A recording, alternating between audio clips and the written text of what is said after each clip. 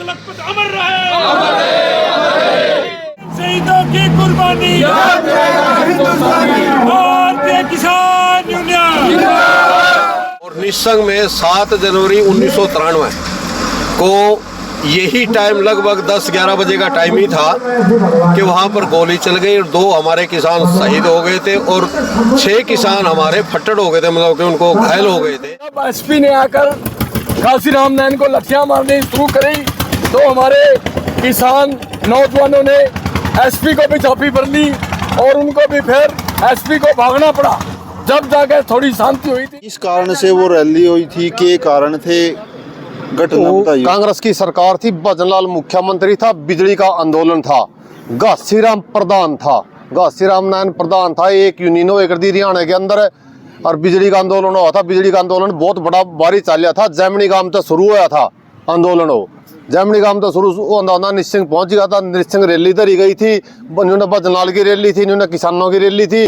भजनलाल का गिराव करने के लिए किसानों ने रैली धरी थी और लाठी चार्ज हो गया था, गोली चल गई थी। 2 किसान शहीद हो गए थे, ममचंद्र लखपत और कईयां के छर्रे लगे थे और लाठियां की चोट भी आई थी, पानी की बुछार भी मारी गई थी। बहुत एक्सीडेंट भी हुए थे। धुंध का कारण था, धुंध भी पड़ रही थी, अड्डे का मौसम था।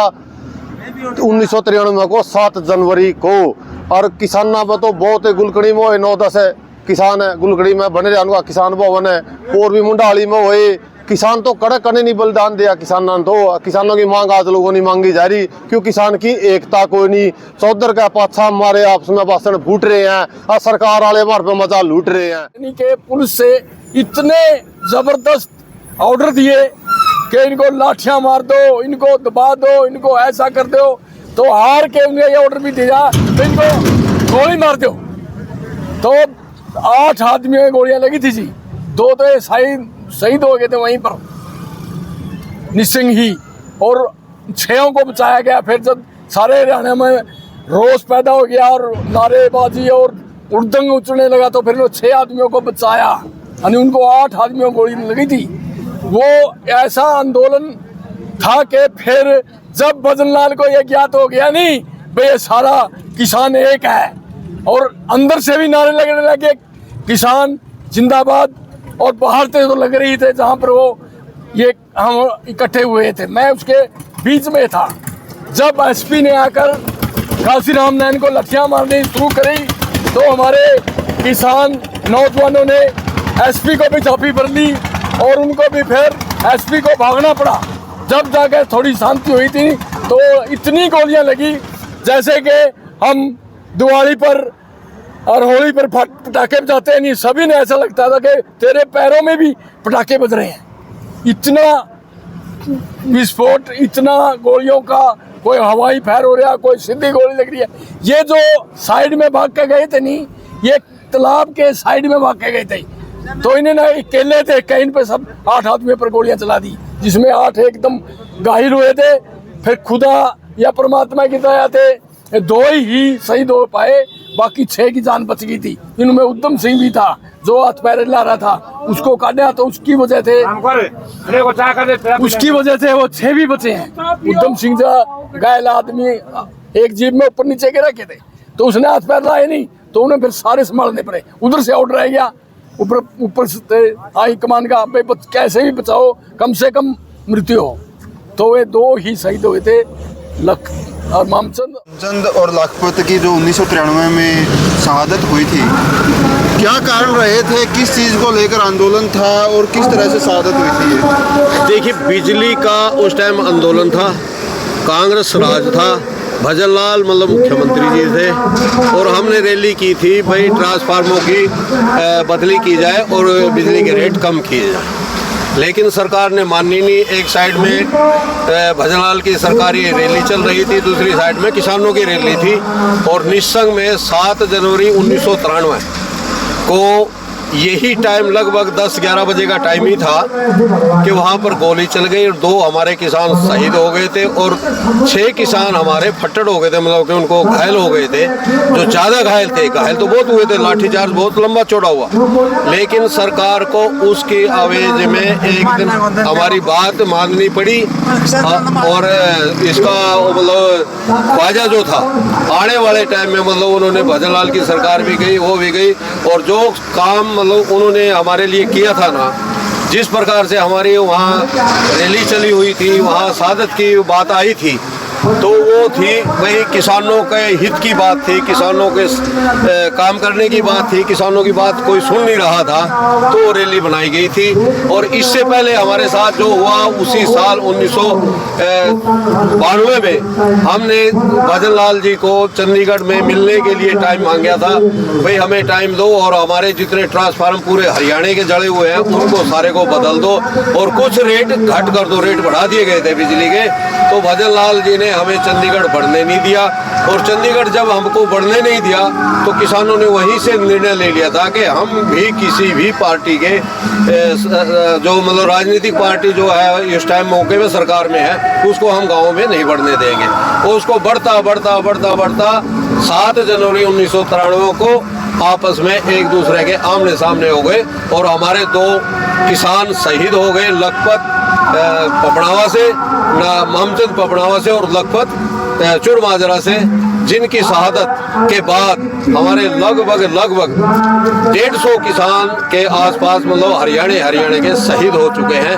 और उनकी शहादत खाली नहीं जाएगी, आज पूरे हरियाणा के अंदर उसी दिन से लगातार आंदोलनों की एक लाइन लग चुकी है, आंदोलन लगातार जारी है। तो किसानों में एक जागरूकता आई, और यदि किसानों के इसी तरह से शहादत होती रही तो किसान जागृत होते रहेंगे, और जो कौम मतलब अपने शहीदों को भूल जाती है तो उस कौम का कोई कुछ नहीं कर सकता। इसलिए हम हर वर्ष इन दोनों जगहों पर अपनी इस शहादत को मनाते हैं। चुड़ माजरे में मतलब भी मनाई जाती है और यहाँ भी मनाई जाती है, दोनों जगह हम इनको मना रहे हैं। देखिए, जो महमचंद लखपत की शादी हुई है वो 1993 में निश्चित गोली कांड के कारण हुई, क्योंकि वहाँ भजन लाल की सरकार थी, भजन लाल ने भी रखी थी, उससे समांतर में किसानों ने थी, तो वहाँ चली गोलियाँ, तो उसमें हमारे 2 भाई शहीद हो गए, लखपत और महमचंद। ऐसा हर साल इनको मनाते हैं हम। और ये जो CIB वाली भी सरकार है, इन्हें भी बहुत किसान मार दिए, शहीद कर दिए। तो हमारा आंदोलन जारी रहेगा, अभी आंदोलन रखेंगे, हम सरकार तो झुकने वाले नहीं है। दोनों शहीदों के चरणों में श्रद्धा के सुमन अर्पित करने के लिए आज आए हैं। आज मुद्दा ये बढ़ता कि आज क्यों आए हम यहाँ श्रद्धा के सुमन अर्पित करने के लिए। 1993 में बिजली के बिलों को लेकर के निस्संग में चौधरी भजन लाल जियों के द्वारा एक रैली का आयोजन किया गया था, और किसानों के द्वारा भी अपनी मांगों को लेकर के उनके पैरेलल एक किसान रैली रखी गई थी। उस रैली में सरकार की क्रूरता की वजह से हमारे 2 किसानों को शहादत देनी पड़ी, और बहुत सारे हमारे किसान फट्टड़ हुए थे। कि सरकारें कोई सी भी रही, आज की सरकार नहीं, पहले की सरकारों के द्वारा भी लगातार किसानों के ऊपर अत्याचार जारी रहे। उन लंबे समय के बाद 2006 में जाकर के वो हमारे 1600 करोड़ रुपये बिजली का बिल माफ़ करवा पाए। इन्हीं समस्याओं को लेकर के लगातार चाहे बंसी लाल की सरकार रही, चाहे चौधरी भजन लाल की सरकार रही, ओम प्रकाश चौटाला की सरकार रही, सभी सरकारों में लगातार बिजली के मुद्दों को लेकर के लगभग 30 से 32 हरियाणा के किसान शहीद हुए। उसके बाद जाकर के 2006 में 1600 करोड़ रुपये बिजली का बिल माफ़ करवा पाए, और जो उस समय का 92 का रेट था, उसी रेट पर आज भी हरियाणा के अंदर किसानों की वजह से बिजली सस्ती मिल रही है। ये किसानों की उस समय की बड़ी जीत थी। और आज की मौका के जो हालात हैं वो हरियाणा के प्रदेश के मुख्यमंत्री के द्वारा ऐसा माहौल हरियाणा के अंदर पैदा किया जा रहा है कि जिससे 24 फसलों पर MSP देंगे, 24 फसलों पर MSP की खरीद की जा रही है। मैं आपके चैनल के माध्यम से हरियाणा प्रदेश के मुख्यमंत्री से पूछना चाहता हूं कि जो 2320 रुपये प्रति क्विंटल के हिसाब से पूरे देश में जीरी की खरीद शुरू की गई थी, किसानों के खाते में 1920 2050 तक का ही पैसा किसान की जेब में आया, और जो 2320 और 1950 के बीच का डिफरेंस 200 से 250, 300, 400 रुपये प्रति क्विंटल का रह गया। ये बहुत बड़ा घोटाला ये नई सरकार आने के बाद सरकार में हुआ। और किसानों, हम आपके माध्यम से मुख्यमंत्री जी से सीधा पूछना चाहते हैं कि जो 300 से 400 रुपये प्रति क्विंटल का घोटाला हुआ, इसका हम हिसाब लेकर के रहेंगे। 1992 के अंदर तत्कालीन मुख्यमंत्री चौधरी भजनलाल की सरकार ने, उस समय कांग्रेस की सरकार थी, दिसंबर महीने में बिजली के दाम बढ़ाने का काम किया।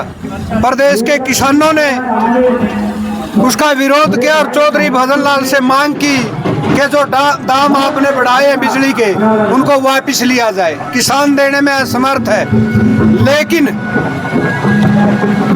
हरियाणा सरकार टस से मस नहीं हुई। उसकी एवज में हरियाणा प्रदेश के किसानों ने शीतकालीन सत्र के अंदर 93 में विधानसभा का घेराव करने की घोषणा की, जिसमें लाखों की संख्या में किसान चंडीगढ़ पहुंचे, लेकिन जीरकपुर और अन्य चंडीगढ़ से बाहरी सर्दी के अंदर किसानों को रहना पड़ा, रात काटनी पड़ी। उसके बावजूद जब हमें अपनी आवाज को उठाने के लिए चंडीगढ़ नहीं घुसने दिया, तो भारतीय किसान यूनियन हरियाणा ने घोषणा करी कि जिस तरह से हमें चंडीगढ़ के अंदर हमारी आवाज को उठाने के लिए नहीं घुसने दिया गया, हम भी हरियाणा प्रदेश के किसी ग्रामीण इलाके में, शहर के अंदर कहीं भी इनकी जनसभा नहीं होने देंगे। इनके पैरेलल हमारी रैलियां होंगी। 7 जनवरी 1993 को निसिंग के अंदर प्रदेश के मुख्यमंत्री चौधरी भजनलाल पहुंचे। हरियाणा प्रदेश के किसान भी लाखों की संख्या में पहुंचे। निसिंग का मंडी का घेराव हुआ, जिसके अंदर गोलियां चली। हमारे 2 साथी लखपत और मामचंद शहीद हुए और 5 किसान हमारे साथी थे जो घायल हुए थे। ये एक पहला मामला नहीं है, प्रदेश के अंदर 52 किसान इस किस्म की शहादत दे चुके हैं। और ये प्रदेश की सरकारें और देश की सरकारें किसानों के साथ ऐसा करती है जब कोई आवाज उठाने का काम करता है। देखिए, आंदोलन और जो धरने प्रदर्शन होते हैं वो मजबूरी के कारण करता है किसान। जब सरकार उससे वादा करते हैं कि हमारी सरकार आने पर हम आपके मतलब बिजली के दाम कम करेंगे, आपके MSP की फसल पर गारंटी कानून बनाएंगे, तमाम ऐसे लुभावने प्रश्न करके वोट तो ले लेते हैं, लेकिन बाद में ये अनदेखी कर देते हैं। उनके चलते हुए किसान मजबूरी में धरने प्रदर्शन करता है। इसी तरह से 1993 में भी जो बिजली के दाम बढ़ाए गए थे, उनको लेकर के एक प्रदर्शन किया गया था निसिंग के अंदर। जो हमारे लखपत और मामचंद जी जो हमारे किसान साथी थे, इसमें शहीद हुए थे। और आगे भी जब भी मतलब सरकार की जो किसान मजदूरों के प्रति विरोधी मतलब जो भी नीतियाँ अपनाएंगे, तो भारतीय किसान यूनियन डटकर उनका मुकाबला करेगा। बिजली मुद्दा है ना, हरियाणा के अंदर किसानों का ये एक बिजली की समस्या को लेकर अहम मुद्दा रहा है। क्योंकि सरकारों ने कभी बिजली के रेट बढ़ाए, कभी तरह तरह से उनको बिजली ना दे के परेशान किया। तो हर सरकार में ये भजनलाल सरकार से ये निसिंग कांड से शुरू हुआ था, जब किसानों का दमन किया गया, गोली चलाई गई और 7 जनवरी को ये किसान शहीद हो गए थे, 2 मामचंद और लखपत। उसके बाद बंसीलाल सरकार, उसने भी जब बिजली का मुद्दा लेकर किसानों ने आंदोलन किए, तो उस टाइम पे मंडियाली में और इसमें गोली चलाई गई थी, उसमें भी किसान शहीद हुए थे। उसके बाद जब चौटाला सरकार आई, खंडेला के अंदर चौटाला सरकार ने भी बिजली मुद्दे को लेकर के कई किसानों को शहीद किया था, और उसी के कारण ही चौटाला सरकार भी चली गई थी। उसके बाद हुड्डा सरकार में भी किसानों की समस्या बिजली मुद्दे को लेकर उठती रही है। लेकिन कोई भी सरकार आ रही है, चाहे अब मोदी सरकार हो, चाहे हरियाणा में खट्टर सरकार हो, वो किसानों का दमन करने में लगी हुई है। आज जो MSP की मांग है, कर्ज माफ़ी की मांग है, और जो किसानों पर जो मुकदमे बनाए गए हैं उनको वापस लेने की मांग है। अभी डल्लेवाड़ काफ़ी दिन से वो मरण व्रत रखे हुए हैं। तो सरकार से हमारा ये कहना है कि सरकार किसानों से बात करे, और दिल्ली किसी एक पार्टी की राजधानी नहीं है, वो किसान की भी है, मजदूर की भी है, कर्मचारी की भी है, छात्र की भी है, नौजवान की है। सबको दिल्ली में जाने का अधिकार है। तो ये सरकार जो है तानाशाही जो रवैया चला रही है, इसके खिलाफ 4 तारीख को हमने टोहाना में महापंचायत करी थी संयुक्त किसान मोर्चा की तरफ से, और 9 जनवरी को मोगा के अंदर ये संयुक्त किसान मोर्चा की महापंचायत रखी हुई है, जिसमें हम बढ़ चढ़ कर हिस्सा लेंगे। और जब तक सरकार किसानों की मांगों को पूरा नहीं करेगी तो ये आंदोलन उसी तरह जारी रहेगा।